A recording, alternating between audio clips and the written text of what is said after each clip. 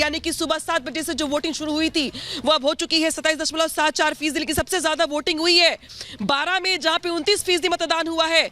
बाड़मेर में सबसे कम यानी कि 22.11% वोटिंग हुई है, यानी कि 12 में सबसे ज्यादा वोटिंग हुई है और बाड़मेर में सबसे कम वोटिंग हुई है। इसके अलावा अगर बात की जाए तो अजमेर, अलवर, बांसवाड़ा, बारन, बाड़मेर, भरतपुर, भिलवाड़ा, बीकानेर, बुंडी, जयपुर, जलवार समेत तमाम इलाके ऐसे हैं जहां पे अगर ओवरऑल मिलाकर देखा जाए तो राजस्थान में 27.74 वोटिंग हुई है, लेकिन सबसे ज्यादा वोटिंग हुई है 12 में, जहां का आंकड़ा 29% पहुंच गया है।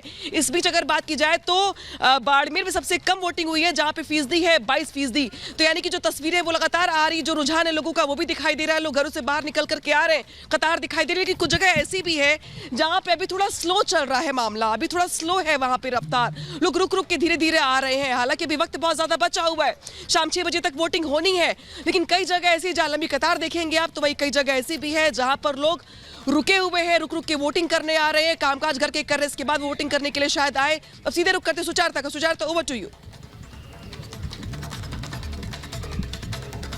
तो जैसा अनामिका आपको बता रही थी कि जो वोटिंग परसेंटेज है राजस्थान के अलग अलग जिलों में अभी तक, यानी कि ये 11 बजे तक के आंकड़े हमारे पास हैं, बहुत ज्यादा नहीं है। अभी किसी जिले में भी 30% वोटिंग नहीं हुई है, यानी सोचिए कि अभी थोड़ी सुस्त रफ्तार है। और दिन ढलते ढलते राजस्थान की जनता कितना वोटिंग के लिए निकलेगी, मतदान के लिए निकलेगी, उसका थोड़ा इंतजार करना होगा। अलग अलग जिलों के बारे में आपको बताया, लेकिन बड़ी बात यह है कि इस चुनाव के अंदर एक पर्सनालिटीज का भी क्लैश देखा गया, यानी कि चेहरों की भी ये लड़ाई है और उन चेहरों को लगातार आपके स्क्रीन पर हम दिखा भी रहे हैं, चाहे वो झालरा पाटन से वसुंधरा राजे हो या फिर अब गजेंद्र सिंह शेखावत के लिए कहा जा रहा है कि उनको बीजेपी अगर आती है तो एक तरह से क्या कमान सौंप सकती है। वहीं राजस्थान के अंदर क्या इस चुनाव में जिस तरह से कांग्रेस ने ताकत झोंकी है, अशोक गहलोत के स्टेक फिर से बढ़ गए हैं क्या, लोग कह रहे हैं और सवाल भी पूछ रहे हैं। मैं इसी सवाल के साथ एक बार सुमित के पास चली जाती हूं। सुमित, ये सवाल बार बार पूछा जा रहा है कि क्या सचिन पायलट के लिए कांग्रेस ने कोई रणनीति या कोई सोच रखी हुई है? हम जानते हैं कि पिछले 5 सालों में हमने देखा सचिन पायलट ने कितनी बार दिल्ली का रुख किया है, कितनी बार आला कमान के साथ बैठकें हुई हैं, कई बार मोर्चा खोला है अशोक गहलोत के खिलाफ, लेकिन इन सब का निचोड़ क्या होगा चुनाव के बाद ये देखना होगा। सुमित। सुचरता, क्योंकि आप लगातार इस चुनाव को देख रही हैं, आपने एक चीज महसूस की होगी कि सचिन पायलट की वो मुखरता जो इससे पहले 2018 के चुनाव में जब वो पीसीसी चीफ हुआ करते थे, जिस तरीके से पूरे यूथ को उन्होंने कनेक्ट किया था, वो स्थिति इस बार नहीं है। भले ही ये कहा जाए कि इस बार की जो परंपरा है वो राजस्थान के अंदर बदलेगी, ये जो है बीजेपी दावा कर रही है, लेकिन जो जिस तरीके की एक्टिवनेस गहलोत की नजर आई वो सचिन पायलट की नजर नहीं आई है। कुछ देर पहले उन्होंने एक बड़ी प्रतिक्रिया दी थी, उन्होंने कहा था कि कांग्रेस पार्टी जो है एक बार फिर से रिवाइव यहां पर करने वाली है। लेकिन आप देखिए वक्त वक्त पर, चाहे उनका तमाम विधायकों के साथ जाकर जो है अपना विरोध दर्ज कराते हुए उनका रूठ जाना हो, या फिर उन्हें निकम्मा कह देना अशोक गहलोत का, और उसके बाद वो लगातार, क्योंकि ये कहा गया, वो लगातार जो है बातचीत करने की कोशिश कर रहे हैं, अपनी बात जो है वो लगातार पहुंचाने की कोशिश कर रहे हैं कांग्रेस के केंद्रीय नेतृत्व को लेकर, लेकिन जो गहलोत हैं उसको वो कभी क्रॉस नहीं कर पाए। उस स्थिति में जब लगातार ये दावे भी किए जाते रहे कि एक जो बड़ा यूथ है वो जो है वो बहुत पसंद करता है सचिन पायलट को, लेकिन पार्टी के अंदर जो वो पकड़ अपनी चाहते थे वो कभी हो नहीं पाई, और इसीलिए, लेकिन कांग्रेस पार्टी को यह भी पता था कि अगर वो सचिन पायलट को पूरी तरीके से साइडलाइन करेंगे तो एक बड़ा तबका जो है वो उसे छूट जाएगा। अभी ये जरूर कहा जा रहा है कि उन्होंने बहुत हद तक साध लिया है चीजों को, लेकिन कांग्रेस पार्टी कहीं ना कहीं अंदर खाने ये भी सोचकर चल रही है कि उन तमाम चीजों के बीच में अगर ऐसी परिस्थितियां आएंगी तो वो उसे टैकल करने की कोशिश करेंगे। फिलहाल सचिन पायलट को जो है ये कहा गया है कि हम सभी मुद्दों को लेकर जो है हम बात करेंगे, लेकिन सबसे बड़ी चीज ये है कि सचिन पायलट जो है वो एक बार फिर से इस चुनाव की धुरी में आते हुए नजर आए। जब आखिर में हमने कैंपेन देखा है, खुद प्रधानमंत्री यही सचिन वजह है कि सचिन पायलट का मुद्दा नरेंद्र मोदी ने भी अपनी चुनावी सभा में उठाया था, कि उन्होंने उनके पिता का भी जिक्र किया और कहा कि जिस तरह से कांग्रेस ने उनके साथ बर्ताव किया वही अब सचिन पायलट के साथ कर रहे हैं। शायद प्रधानमंत्री भी जानते हैं कि सचिन पायलट का जो प्रभाव है गुर्जर वोटरों में, और उससे बड़ी बात कि सचिन पायलट की जो स्थिति इस वक्त कांग्रेस के अंदर है, शायद बहुत से लोग उसको लेकर सवाल पूछ रहे हैं। अनामिका पांडे के पास जा रहे हैं। अनामिका, यही वजह है, प्रधानमंत्री ने इस मुद्दे को उठाया अपनी चुनावी रैली में, उसके बाद सचिन पायलट का जवाब भी आ गया, लेकिन ये एक मुद्दे के तौर पर इन चुनावों में रहा। और लेकिन आज जब सुचरिता हमने अशोक गहलोत से बात करने की कोशिश की तो एक बार फिर उन्होंने यही बात दोहराई। जब वो वहां पर वोटिंग करने के लिए पहुंचे थे सचिन पायलट को लेकर, तो उन्होंने कहा नहीं सब कुछ ठीक है राजस्थान में, बल्कि बार बार वही बात कह रहे हैं कि राजस्थान में ये लोग ये समझे कि 200 सीटों पर मैं लड़ रहा हूं। उनसे ये भी सवाल इसीलिए किया गया कि अगर 200 सीटों पर आप लड़ रहे हैं तो क्या सचिन पायलट का कोई अस्तित्व नहीं है? सचिन पायलट किस लिहाज से जनता के बीच जा रहे हैं? क्योंकि एक तरफ आप लोग मंच साझा करके एकजुट होने की बात कहते हैं, वहीं दूसरी ओर आप ये कह रहे हैं कि 200 सीटों पर आप चुनाव लड़ रहे हैं इसलिए जनता आपके चेहरे पर वोट करे। तो राजस्थान में क्या कांग्रेस ने अशोक गहलोत को ही एक बार फिर से फेस बना दिया है?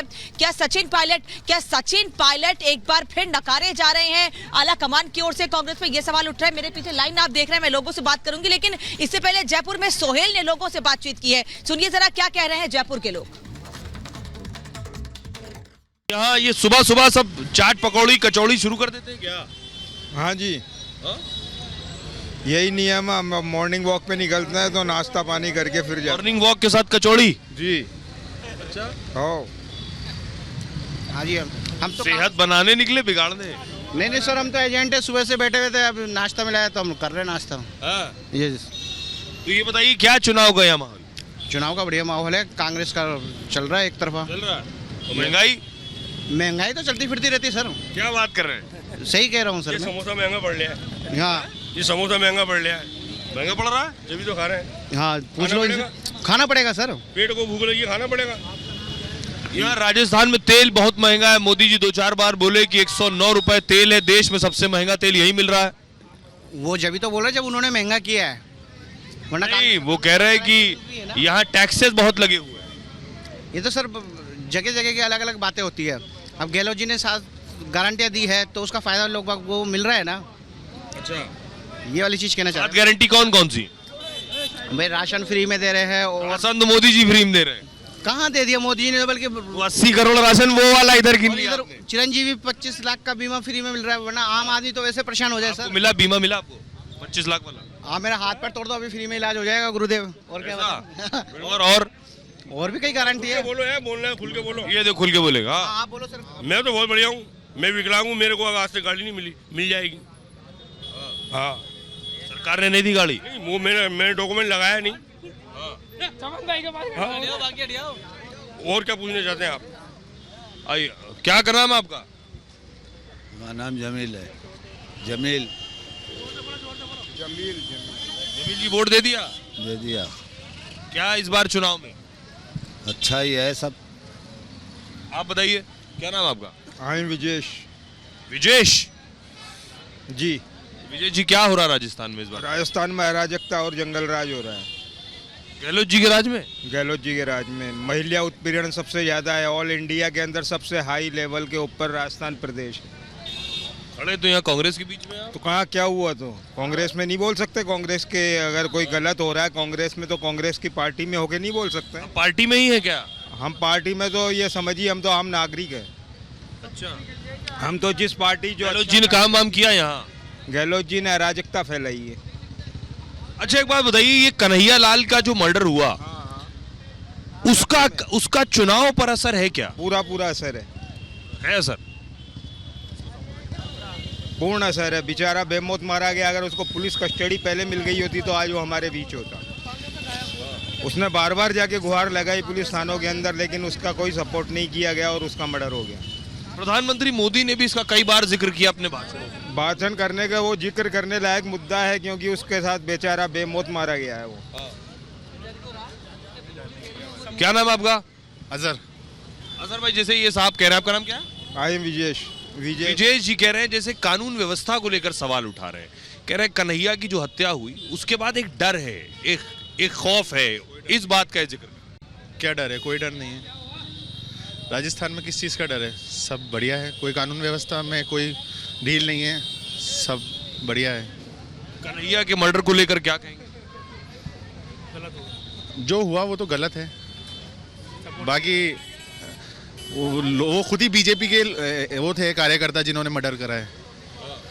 गए अपने गहलोत अपने राजस्थान सरकार ने क्या कह रहे हैं? कह रहे जिसने मर्डर किया वो खुद बीजेपी को कुछ मालूम नहीं है सर। ये तो सुनी सुनाई बातें बोलते हैं। तो 4 घंटे में अरेस्ट कर लिया था। अब केस NIA के पास है, अब इसमें राजस्थान सरकार क्या तो करे? क्या इस घटना ने राजस्थान, क्योंकि मैंने अब तक देखा कि राजस्थान में कभी ये हिंदू मुस्लिम टेंशन नहीं हुई, इस एक घटना से क्या एक वो टेंशन पैदा हुई यहाँ? बीजेपी कराती है हिंदू मुस्लिम का जो ये है, हिंदू मुस्लिम की राजनीति बीजेपी करती है। उनके पास कोई एजेंडा नहीं है चुनाव लड़ने के लिए। विकास पे चुनाव नहीं लड़ते, वो हिंदू मुस्लिम पे चुनाव लड़ते हैं। ये सब गलत है जी। जो 70 साल से गवर्नमेंट ने तुष्टीकरण की राजनीति, कांग्रेस की जो जड़ें हैं वो तुष्टीकरण की जड़। इसको आप तुष्टीकरण की वजह बिल्कुल पूरी तुष्टीकरण है। हाँ जी सर। कन्हैया लाल का जो मर्डर हुआ उसका इस चुनाव पर कुछ असर पड़ेगा? सर ये सब बीजेपी की राजनीति है और कुछ भी नहीं है। ये खुद ही कराती है, हिंदुओं मुस्लिमों को झगड़ा कराती है। क्या वसुंधरा के राज में ये।